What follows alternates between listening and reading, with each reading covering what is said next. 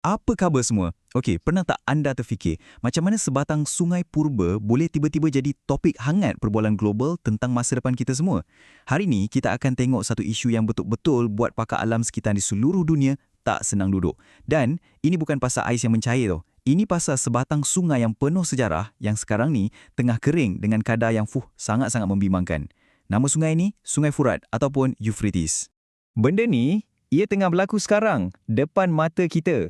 Tapi yang menariknya, ada dua cara yang sangat berbeza untuk kita faham apa yang terjadi. Satu, dari sudut pandang sains moden, yang tengok data, fakta, nombor. Dan satu lagi, dari sudut pandang nubuatan, yang dah berusia lebih 1000 tahun, yang melihat semua ni sebagai satu petanda besar.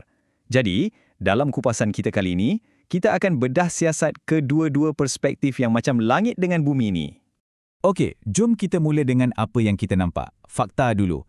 Sungai Furat ni, dia bukan sungai biasa-biasa tau. Dia ni sumber kehidupan untuk tamadun-tamadun purba dulu. Dan ia mengalir merentasi 3 negara, Turki, Syria dan juga Iraq. Gambar-gambar satelit yang terbaru, ya ampun, ia tunjuk sesuatu yang sangat kritikal. Paras air dia dah surut ke tahap paling rendah dalam sejarah moden kita. Dasar sungai tu dah terdedah, kering, merekah, macam tanah tu sendiri tengah menjerit minta air. Kalau kita tanya saintis, jawapan diorang agak jelas lah. Pemanasan global, lepas tu pembinaan empangan yang terlalu banyak, semua ni sekat aliran air. Simple, ia satu krisis iklim yang perlukan penyelesaian saintifik. Tapi, untuk jutaan umat Islam di seluruh dunia, setiap titis air yang hilang dari Sungai Furat tu bukan sekadar isu alam sekitar. Tak, ia ibarat satu loceng penggera yang berbunyi sangat-sangat kuat. Satu amaran yang dah lama ditunggu-tunggu, yang gema dia datang dari 1400 tahun yang lalu. Dan inilah yang membawa kita kepada perspektif kedua. Bayangkan, lebih 1400 tahun yang lalu, Nabi Muhammad SAW dah pun bercakap pasal benda ni. Seolah-olah baginda boleh nampak menembusi masa melihat apa yang akan berlaku hari ini. Dan baginda bukan sekadar sebut, tapi baginda tinggalkan satu amaran yang sangat serius untuk kita semua, generasi akan datang. Jadi, apa sebenarnya isi nubuatan tu? Macam ni, bila sungai itu kering, ia akan mendedahkan sesuatu. Tapi bukan harta karun biasa-biasa. Bukan setakat beberapa ketul emas atau satu peti harta karun. Tapi sesuatu yang skalanya tak masuk akal. Sebuah gunung emas. Cuba anda bayangkan sekejap impak benda macam ni. Logiknya kan, kalau kita jumpa benda macam ni, sepatutnya ia membawa kekayaan yang melimpah ruah, betul tak? Fikirkan sekejap. Hutang negara boleh settle, masalah kemiskinan mungkin boleh hilang terus. Tapi, betul ke ia semudah tu? Nah, nubuatan ni memberi amaran tentang sesuatu yang 180 darjah berbeza. Rupa-rupanya gunung emas ni, ia bukan satu rahmat. Langsung bukan. Ia adalah satu ujian ketamakan yang paling dahsyat yang akan mengubah tempat tu menjadi medan penyembelihan manusia yang paling ngeri dalam sejarah. Nubuatan tu cakap, orang dari seluruh pelosok dunia akan datang berbondong-bondong. Bukan untuk berkongsi, oh tidak, tapi untuk berperang, saling membunuh, semata-mata nak rebut emas tu. Sungai yang dulunya beri kehidupan akan bertukar jadi sungai darah. Jadi persoalannya sekarang, seberapa teruk konflik ni nanti? Sejauh mana maut yang menanti sesiapa yang cuba nak ambil harta tu? Amaran yang diberi tu, ia sangat spesifik dan jujur cakap, memang boleh buat bulu roma meremang. Ini dia nombornya, 99%. Dan ini bukan peratusan kejayaan ya, ini peratusan kematian.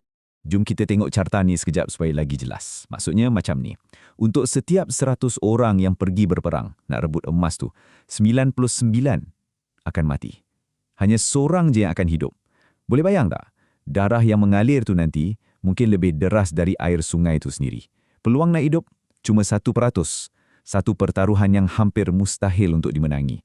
Sekarang, timbul satu soalan yang paling pening kepala. Kenapa ada orang yang waras sanggup masuk dalam satu pertempuran yang peluang untuk mati adalah 99%? Ini dah bukan pasal logik dah. Ini dah masuk bab psikologi manusia, bab bagaimana kita ni pandai sangat menipu diri sendiri. Ada satu hadis, iaitu catatan kata-kata Nabi yang seolah-olah membongkar rahsia di sebalik tindakan tak masuk akal ni. Dikatakan, setiap seorang yang pergi ke medan maut tu, dia akan berbisik dalam hati dia sendiri. Mungkin, akulah yang akan selamat. Mungkin, aku yang satu tu. Nampak tak? Inilah racun ego, racun ketamakan, Yang buat setiap orang rasa dialah yang special, dialah pengecualian. Dan jangan kita fikir mentaliti macam ni cuma akan ada pada masa depan. Tak payah tunggu gunung emas tu muncul. Penyakit yang rasa akulah yang akan selamat ni sebenarnya dah ada, dah berleluasa pun dalam masyarakat kita sekarang ni. Cuba kita fikir pasal skim cepat kaya atau penipuan pelaburan. Kan, kitaran dia sama je. Mula-mula, dengar janji pulangan yang tak masuk akal. Lepas tu, kita nampak kawan-kawan, saudara mara, ramai dah rugi, hilang semua duit. Tapi, ego dalam diri kita ni berbisik. Aku lain. Aku lebih bijak. Aku tahu bila nak keluar. Jadi, kita pun labur semua yang kita ada. Dan akhirnya, kita jadi mangsa yang seterusnya. Kitaran tamak yang sama berulang lagi. Tapi sebab sayangnya Nabi Muhammad SAW pada umatnya, baginda bukan sekadar bagi amaran dan biarkan macam tu je. Tak, baginda tinggalkan sekali satu arahan. Satu arahan yang sangat jelas. Satu-satunya jalan keluar, satu talian hayat yang boleh selamatkan nyawa dan iman kita bila saat tu tiba. Okey, yang ni tolong dengar betul-betul. Ini poin paling penting. Arahan dia sangat tegas dan sangat mudah. Sesiapa yang hidup pada zaman tu yang sempat tengok penemuan ni, jangan ambil walau sedikit pun. Bukan setakat jangan pergi perang. Jangan dekat pun jangan. Jangan sentuh, jangan ambil. Walaupun sebesar zarah. Arahannya cuma satu. Pusing belakang, lari dan selamatkan diri. Dan ini yang menjelaskan segalanya kan? Harta karun ni, ia bukan hadiah dari langit. Ia adalah umpan. Umpan neraka yang sengaja diletakkan kat dunia, direka khas untuk perangkap manusia guna kelemahan terbesar kita, ketamakan. Emas tu tak akan bawa apa-apa kebaikan pun. Yang ada, cuma pertumpahan darah yang sia-sia dan penyesalan yang tak akan ada penghujungnya. Jadi, sebagai kesimpulan, apa yang kita dah bincangkan? Kita dah lihat macam mana satu fenomena alam yang tengah berlaku sekarang ni selari dengan satu nubuatan purba. Nubuatan ni pula bukan sekadar ramalan biasa, tapi satu amaran tentang perangkap psikologi dalam diri kita sendiri, iaitu ketamakan. Dan yang paling penting, ia datang dengan jalan keluar, satu arahan yang jelas, jauhi benda tu sepenuhnya. Hakikatnya hari ini, Sungai Furat memang tengah surut dengan sangat laju. Masa yang diramalkan tu mungkin sedang bergerak makin dekat dengan kita. Jadi, persoalan terakhir bukan lagi bila ia akan berlaku, tapi apabila ia berlaku, adakah iman kita, adakah diri kita dah betul-betul bersedia untuk hadapi ujian terbesar ni? Satu soalan untuk kita renungkan bersama.